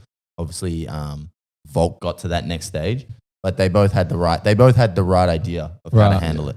Who's the lightweight GOAT? Habib is the lightweight GOAT, but he's not the GOAT. GSP. Hold on. Sav, look at this. Yeah, I asked a question, right? Yeah. I said, who is a lightweight GOAT? I heard the question. Yeah. So you can only answer with the name who you think it is. Yep. But then he has to say some other shit. Habib I know where he's going. Habib is but. Yeah. No, Habib's the GOAT. Habib is the lightweight GOAT. That's why I asked. But just leave it there. But you know Johnny Bones did. John Jones, in my eyes, is also the GOAT. But then, we veered off a bit. But then with the GOAT situation, do you take steroids into account? Or do you take getting caught into account? Because GSP didn't get caught. But bruv. No, don't do that to GSP, bro. I just think you say like pound for pound, who do you think is the baddest person ever? Johnny Bones. Johnny Bones has to be 100%. Johnny Bones. Yeah, dude. Bro, no fucking pregnant woman safe. Whoa. Might have to edit that out. Yeah. Is that the truth, though? It is. I actually don't know the full story. I don't know the full story. It's the truth. Yeah. Okay. He did a hit and run on her. Oh, did he? Pregnant woman. Oh, that's pretty bad. Yeah. Hey, you said baddest, man. You didn't say best. Yeah, you didn't right. say. Yeah, he wins that. He wins that in a lot of aspects. Yeah. Also, dude, like you're sitting taller than me, which I feel like I need to tell the audience is not the truth. Let's stand up and have a look. Yeah, what are we talking about? The height difference? Oh, we'll see. Significant. We'll see. Bro, it's pretty significant. Bro, Are you up on the toes? All right, boys, the camera can't even see, so it's all good. All right, just quickly before 5'11" for those wondering. Before we get off the 5'10". Before we get off the UFC stuff, Gaethje didn't beat Fiziev. Yes, he did. I didn't actually see that fight. You reckon Gaethje won? 100%. Why? What's your take? I think he did more damage. I feel like he fucked Fiziev's head up. Fiziev won the first round. Yeah. Gaethje won the second round, and then the third one was quite close. I would say I thought Gaethje was just edging the last round, but then the last takedown, he hit the takedown. You reckon that was enough? End, and I think that really sealed it. Yeah. I think that made it not really debatable. Fuck, it was a good fight though. Awesome fight. Those are two of my favorites to watch. I think that's where we were talking about the leg kick. Me and my mate, we were talking about the leg kick scenario. Like the leg kicks from both of those humans. Madness. Gaethje especially. Ridiculous. Fucking unreal. Ridiculous. Unreal. All right, so I don't even know where the fuck we were talking about, but we're going on to the UFC thing because of, I don't even know. Let me just refer to my notes here. Benefits of martial arts. No, we talked about that. I think you were asking Dylan the future, where he sees himself. Oh, the goals. Yeah. Yeah, we're talking about the goals because I thought we answered that. No, we answered that. Yeah, we answered that, but then we started talking stories about. Yeah. Well, I want to know what your answer is then. Okay. Okay. Well, I feel like my answer to this is maybe a little different to the norm, just because I kind of feel like I've been on this journey before. Felt like I was on this journey with golf, and I felt like I had such high expectations of myself in that journey, and I was always in such a rush in that journey.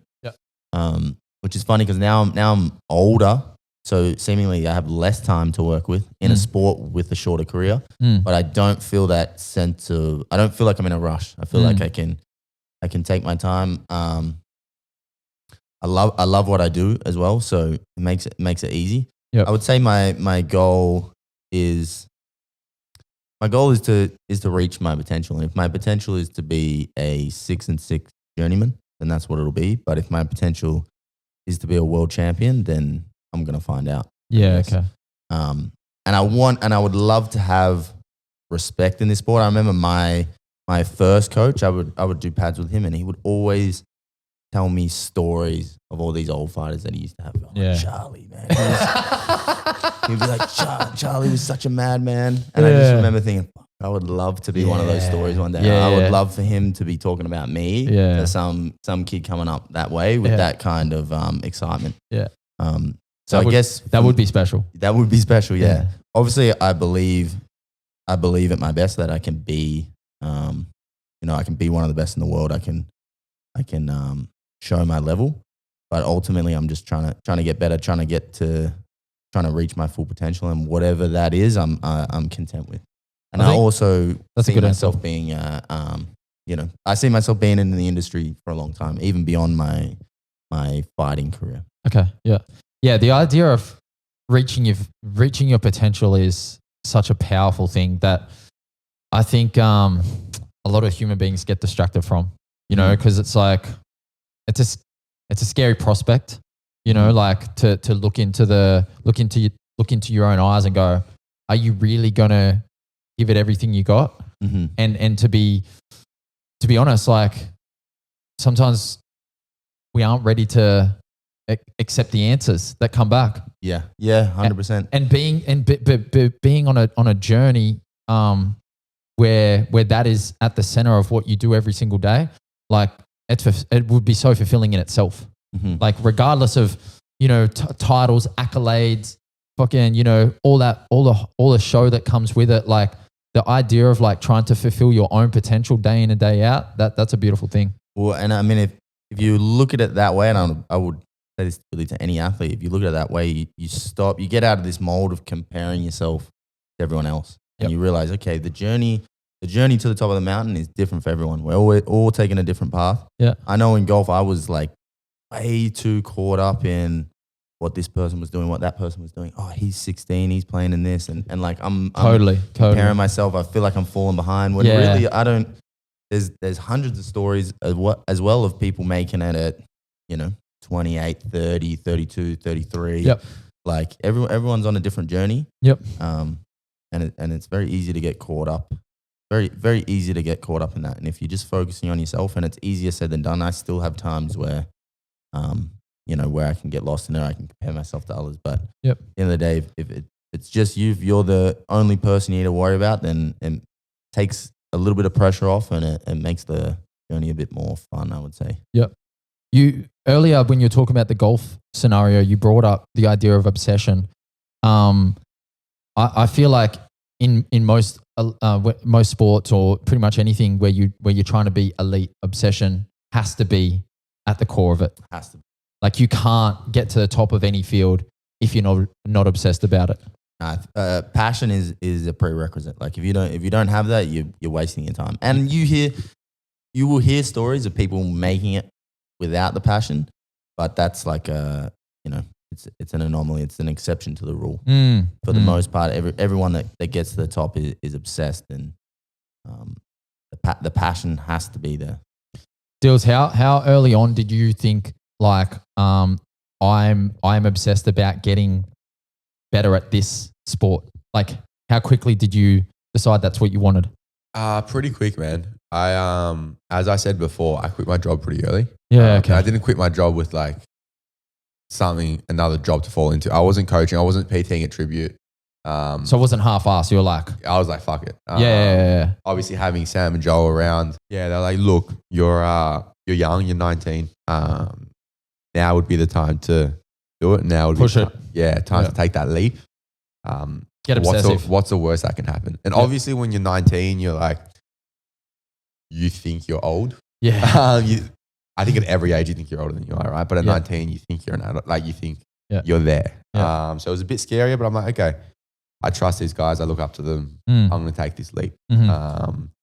And yeah, we never really looked back. From there, we went to Bali probably 3-4 months after that happened for a month. That's where we properly bonded as a group for the first time, the three of us. Yep. We'd all bonded individually.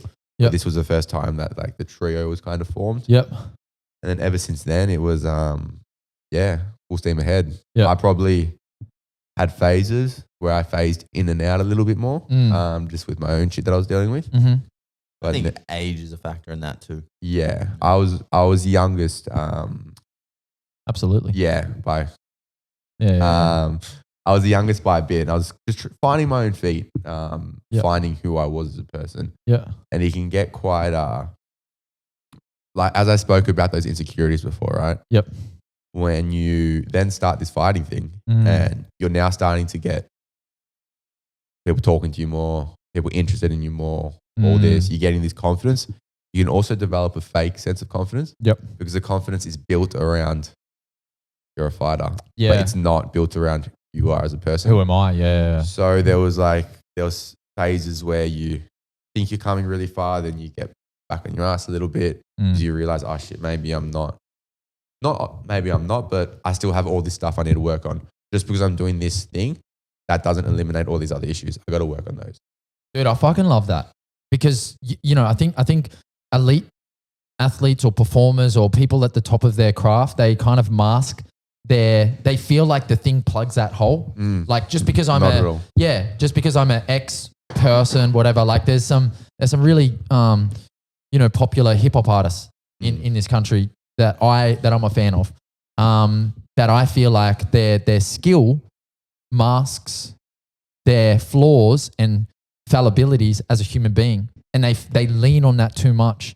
Whereas like, no, there's no substitution for the work. The work 100%. is the work. And you can't like, it's the same way that you can't fucking throw money at like being fat and be like, oh fuck, I'll feel better. Like, sure. Yeah. You can feel better with some things, but like at the end of the day, you're still that. There's underlying issues there. Yeah. You gotta overcome. 100%, Yeah. 100%. Bro, both of you have articulated really big concepts at like very young ages. Like you're 21 and you're talking about like, oh, I know I need to be obsessive to be the best at this thing. Mm-hmm. People don't have that realization at that age, I think I almost am grateful for having that experience. Yeah. Of being in a sport where I did love it, but it wasn't what it is. It wasn't what this is. Yeah. But my competitiveness, I wanted to win so bad, and then opened my eyes to going, okay, yeah. if you want to make it in this sport, you want to be one of the 1% of the 1%. Yeah. You have to be an anomaly. You have to be truly obsessed. So and that concept as well, like knowing that the thing is not going to mask or band-aid the actual fact that you do have these holes in your character or your soul or whatever it is. Like that's a huge realization for a young person to have. Yeah, I think that's something which a lot of people sort of find out when they get to places. Yeah, okay. And that's why you see so many people get to, whether it's in a sporting sense, they become champion or they win these titles or whatever the sport they're in, and then it's like you see them fall off. Oh, yeah. For example, like Mike Fury? Tyson, Fury's a good one. They all have these they get there and then it's like, oh fuck, what now? Yeah. And I know they all talk about it as being, it's the what now thing, like what is there to chase. But I think that ties into they need there to, like, for them, there needs to be something else or else they're left with themselves. Yeah. Do you get what I mean? Yeah, totally. If there's no more chase, you're just dealing with yourself. Yeah. That's a scary place to be. Yeah. Yeah. So I'm happy that I've managed to sort of start. And when I say start looking into it, it's we're just getting started. dabbling. There's a lot there. And I don't think it's something which ever will cease. Like, and I don't think it should ever cease for anyone. No.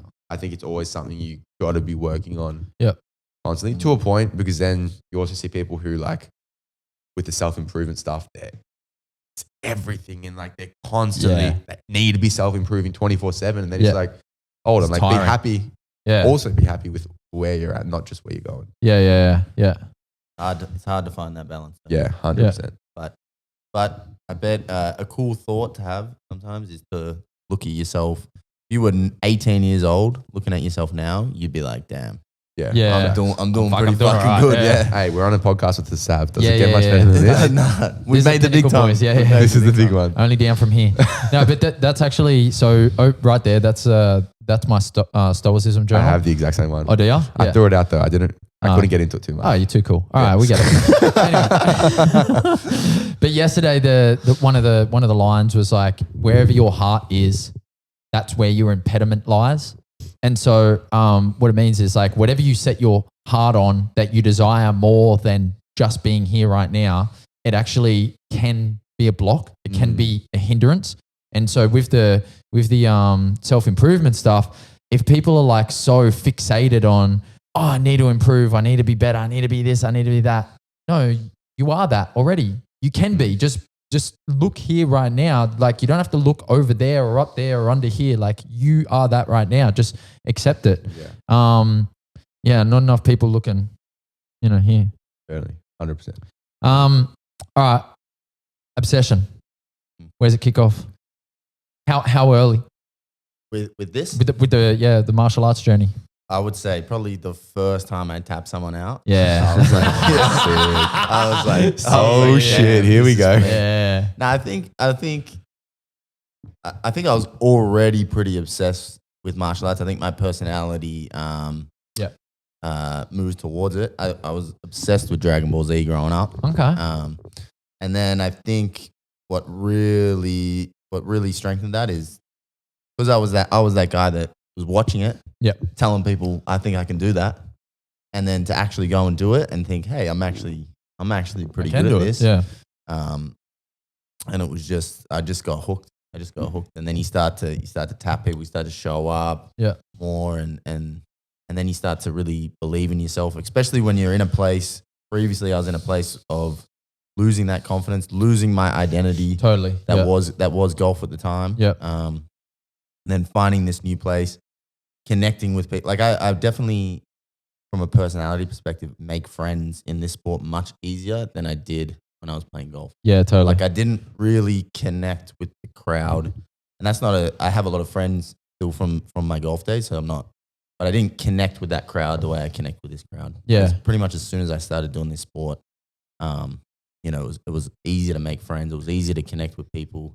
I loved what I was doing every day. And it was serving my energy a lot better than what I was doing. I had endless energy playing golf, and I don't think golf really fixed that. With that being said, though, like I remember there was some days like in summer where I would play 72 holes in a day. Yeah. Fucking like you could go like 7 a.m. to like in daylight savings like 8:30 p.m.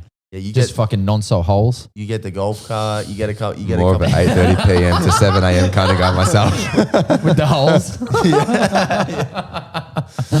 Bad man. Yeah. All right, so let's jump onto the absolute train. For sure. Which is where I feel like this kind of journey starts really, taking it up a notch. Why did you decide to go to Absolute from, what was it, Kimikai? Yeah, so we were at Kimikai, we were working with Ed Bablock, who's like absolute OG. Yeah, okay. Like one of the best coaches, probably just truly one of the best coaches I've ever come across. One of the best people I've ever met. Yep. Very interesting guy. Yeah. Anyone that knows him knows he's an interesting guy. Yeah. But he moved to Ireland because his son got a scholarship over there to play soccer. Okay, that's dope. So he moved to Ireland, and this was during COVID. Mm-hmm. So at this point, I think as a team, we decided to move to Absolute. I think Ed had kind of put something in the works. Mm-hmm. With Raj, yeah.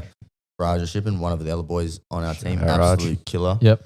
So we started going to Absolute, and I think pretty early on, we realized that the group there, we really just connected with the group there.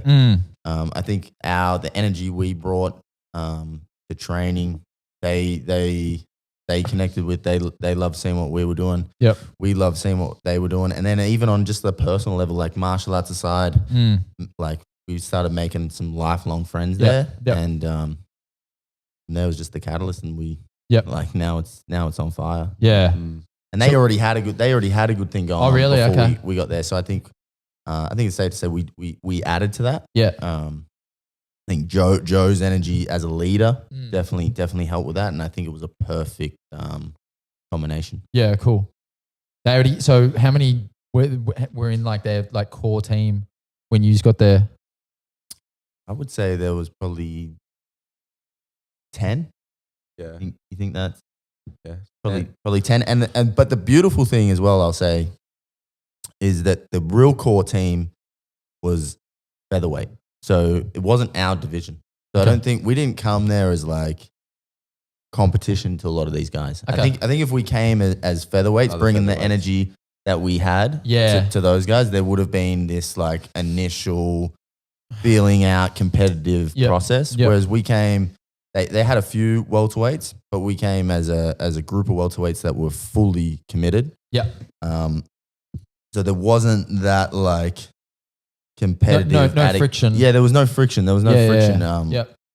So it was very easy to connect. I think it sped that process up a lot. 100%. And also another important factor is as we joined the team, it was during COVID. It was during the lockdown. So the gym was not open, and we were training in a closed group. Okay. Which meant that I think we were spending such personal time together from the get-go that it really sped that process up. And by the time the gym had opened up, we were already like, it felt like we had known each other for years. Yeah. Okay. We're getting coffees together. You know what I mean? It amplified everything. Big time. Yeah. And I mean, for so many people who went through COVID, like it amplified horrible situations, you know, but you guys fucking had a beautiful situation that it just kind of like, you know, expedited, I guess. Yeah, it was 100%. A blessing.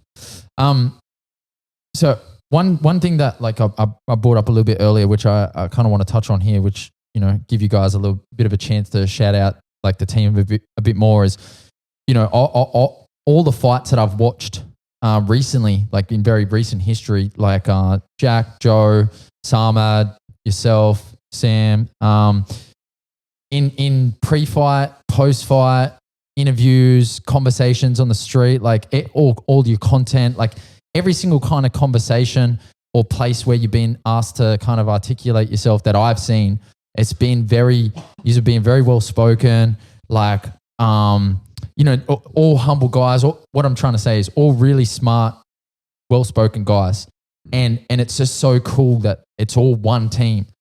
What do you think is like, because I would imagine it would be hard to find so many people on the same level in one particular setting like that. Because I feel like, you know, wherever you go, like let's just say a cricket team, there might only be like 2-3 guys who are on the same level in an 11-man sport, right? But you guys have got this like core group that are like all on the same level, I guess.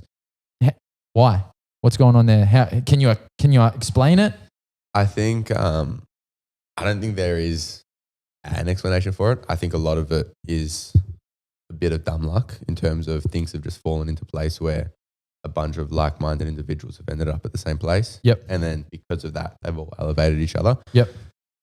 I don't think that happens often. And with the COVID as well, probably getting to bond really well together. Getting to bond very well. I think we're all very different, but we all have similarities in our own ways. Yep. that close bonding during COVID, and just your regular day-to-day sessions. Like most Tuesdays and Thursdays, we're training from 10 to 12 together, and then the next 2 hours we're getting a coffee. Yeah, okay. Like, catching up on life. Yeah, like twice a week, every week. So it's like, I think we're all very, very similar. And then being together just amplifies that, as well as I think it does come from the top down as well. Yep. If you look at the leader, well, if you go to the top and you look at the leader in Simon Carson. Yep. Exceptional. And anyone who's ever spoken, like he's just an exceptional individual in almost everything he does. Okay. Like every facet of life he does, he succeeds in. Yep. Anything he puts effort into, he succeeds in. Yep. Then you look at the leadership group in terms of the fighters. You got Joe, Jack, Raj. Am I missing? Khan. Yeah. You got Sam, who's like he's up there as well now as a pro. Yep. They will all be role models. Like they're all role models to anyone they speak to. Yeah, for sure. Yep. And I feel it's contagious. Yeah, totally. I can't really explain it. I just feel it's contagious. Yeah. I think as well, one unique thing about this sport is like, even though it's an individual sport, and you probably heard this before, it really is, it's really a team sport. Like, and you can only be as good as the people around you. The answers you come up with can only be as good as the questions you're being asked. That's so true. And we're all getting, shout out. Yeah, we're all getting asked tough questions in training. Yeah.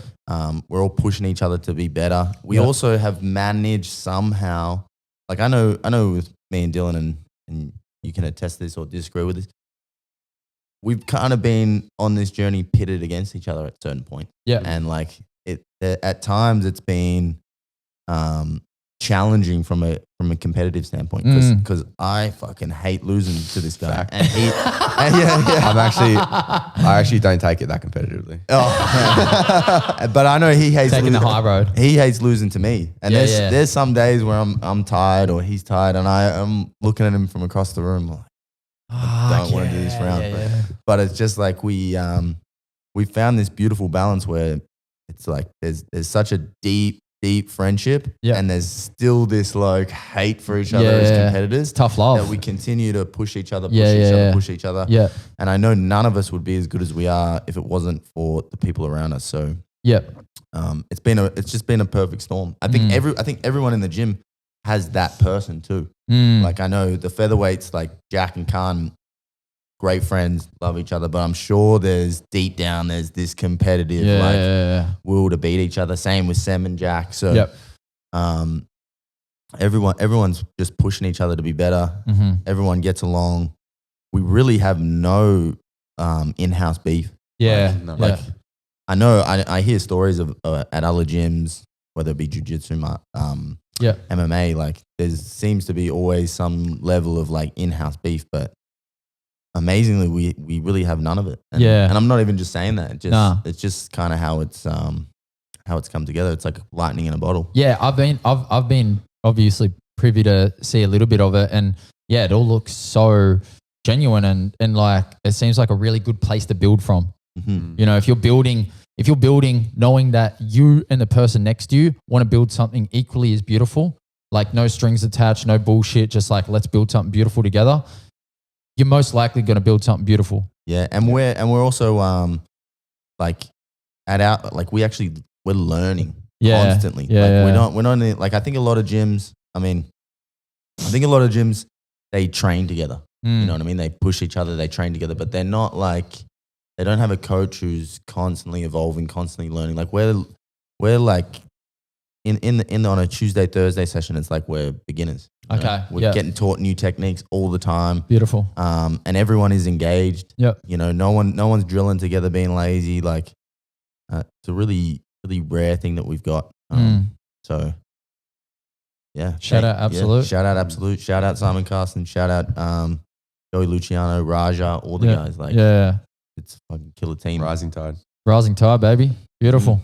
All right, let's talk a little bit about gratitude. I wanted to do this to kick the show off, but we'll touch on it now. So one thing that I'm really big on and something that I try to practice like daily is gratitude, and something, it's a bit of a journey that I've been on.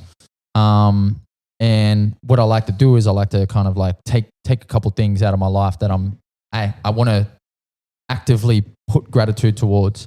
So Put me on the spot. What? Give me two things that you just have like, you know, real deep sense of gratitude towards. Yeah. Number one, my old man. Yep. He always, I know in his mind, you're watching this, he always like thinks he should be giving more and helping more and supporting more. Yeah. But he does in ways he probably doesn't even know. Yeah. And it's made me, I was able to quit my job at 19 and pursue this full time. Like, who the fuck can say they can do that without like having, if I want to go out and do stuff, obviously I need to earn money, but all the basic living and this, like, sorted. No pressure on me from him. So him, number one, 100%. Yeah. Love that. And then just this sounds a bit, Joey and Sammy, like before, even from like not a fighting perspective, I never really had like best mates. Yeah. And finding that's been like unreal. Yeah. Unreal. Brothers. Yeah. Respect, bro. Respect. I can see that means something to you. Yeah. I love that. And I can see you guys have got that as well. Like, you know, you're all in this together. Like, you're pushing each other to be better because you know how important it is to live a life that's like where you actually get a chance to live up to your potential. Not too many people, as we touched on, not too many people actually get to say that. Like, I get to live a life where I can potentially live up to my potential. And you're getting to share that together, and it's fucking amazing. Cool. Thank you, Dill. Temi, give me two. I copy. Okay. Well, I won't copy you, but I'll say the obvious one is my parents. Blessed to have them in my life. They've given me a lot of opportunities that I wouldn't have otherwise. Both very hardworking people, and they've kind of shown me the path. So big shout out to them. Yep. I'll give you two from here. I'm very, very, very blessed to be one of the few people in this world that find their passion. And I count myself lucky to have done that, because I know that a lot of people don't. You know, a lot of people don't find their calling. And to do what I love every day is a blessing. And sometimes can't ask for much more. You can't ask for much more. Whether it goes how you want it or not, like I don't feel like I'm working. This is easy. And then you know, Joe, Dylan, and Ed, and Simon, and all the guys that I've come across, Sam, all the guys I've come across, Samad, on this journey. Like, I feel so blessed to be in this position, because I know a lot of people are doing this journey on their own. You know what I mean? Like, they're working their ass off, but they're doing it on their own, and it can be a very, very lonely sport. You're doing this journey on your own. You're in the cage on your own, so like, you spend a lot of time with your own thoughts. So it really is a blessing to have good people around you, pushing to get better. And I don't think you can get to the top without that. And I think if you look at all the best guys in the world, they have a great team. They have a great support network. So blessed and thankful to have all of those guys in my life, and all those people I consider, you know, brothers. Friends for life. Yeah. Friends for life. More than that. Like, truly, their family. Yeah. Truly. Fuck yeah. Oh yeah. Love that. Thank you for sharing. Appreciate that.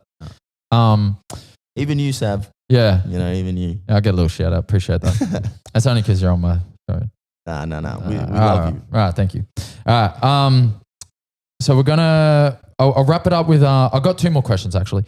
One. The first one here is like, I know you just said this is probably you, but someone who's just kind of starting out in the game, they've just you know, they've got a taste of like some martial art, whether someone's shown them at school or like, you know, a friend. If they want to jump into it and they want to take it somewhat seriously, what's the best approach?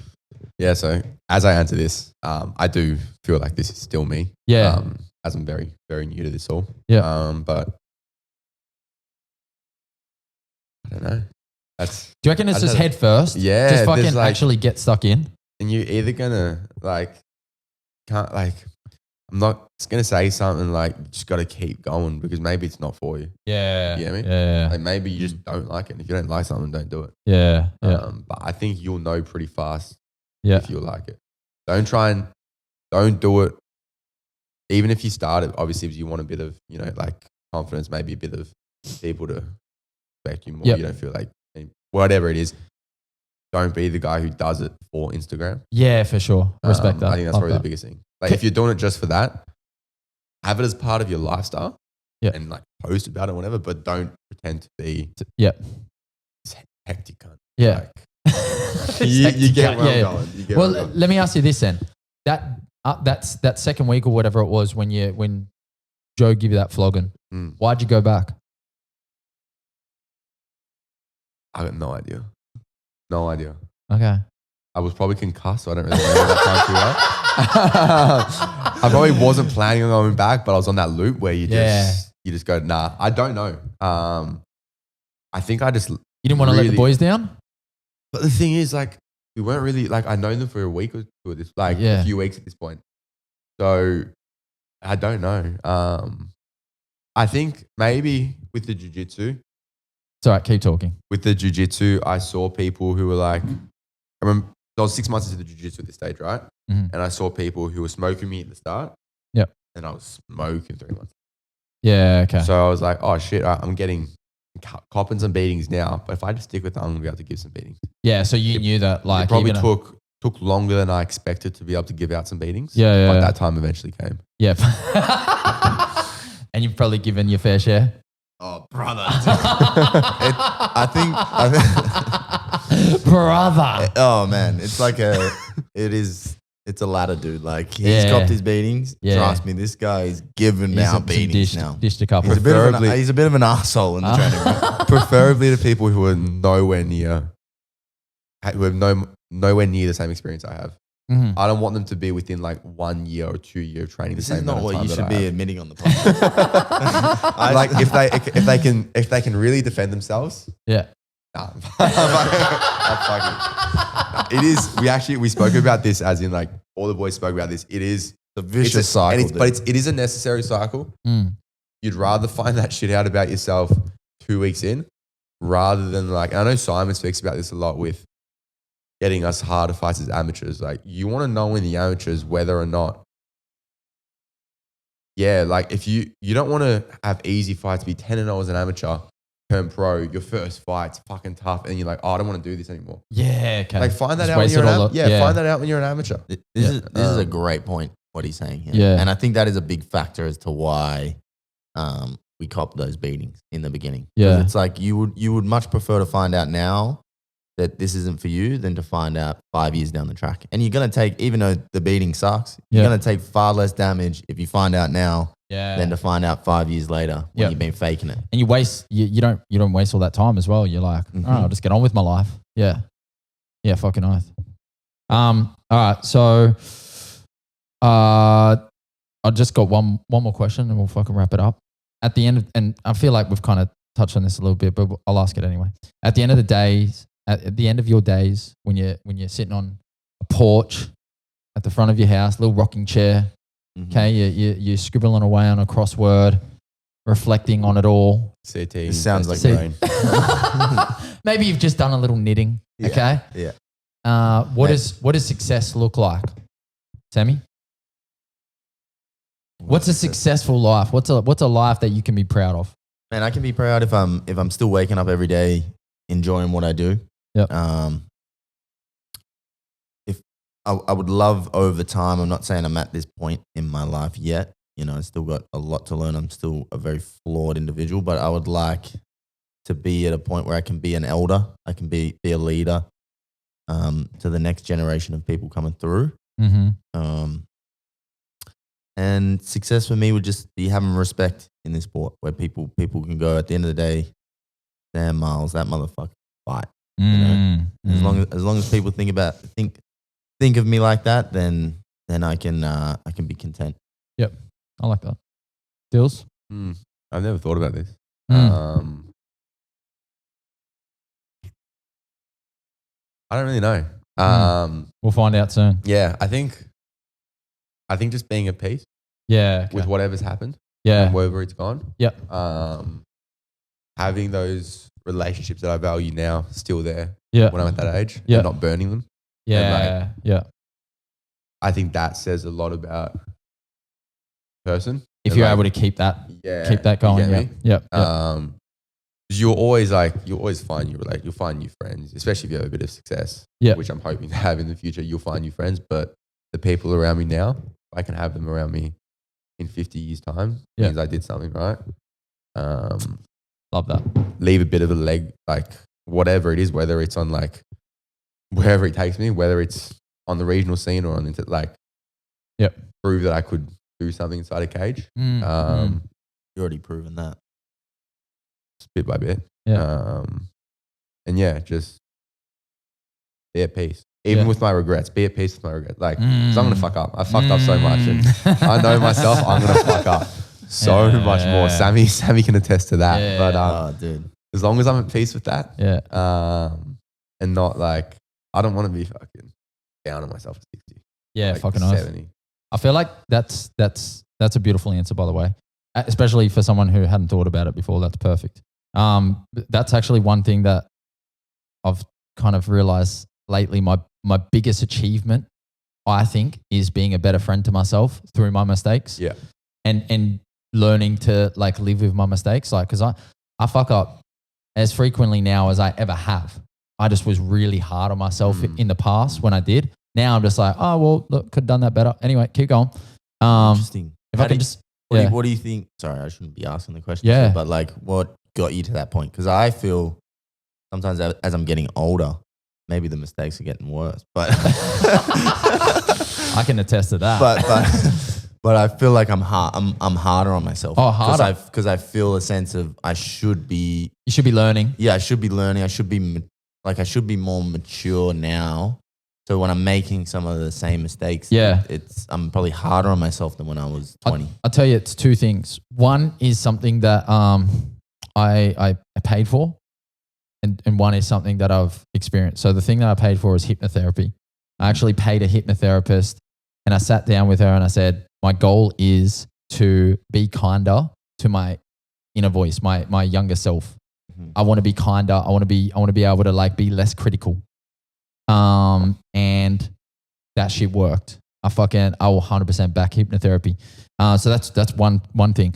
The other thing is like, so I don't know if I've told you guys this, but I day trade. I trade stocks. Yeah. And through my experience of day trading, you realize pretty quickly that you're going to lose almost 50% of trades. Losing is like very much part of the thing, much like fighting. You're going to get punched. It's like you can kind of equate punching to losing because it's getting hit, right? You don't want to get hit. That's a loss, in that moment. Obviously, if you're trying to set up a counter or whatever, you kind of got to do that. But the bottom line is like, getting hit or taking a hit is part of life, right?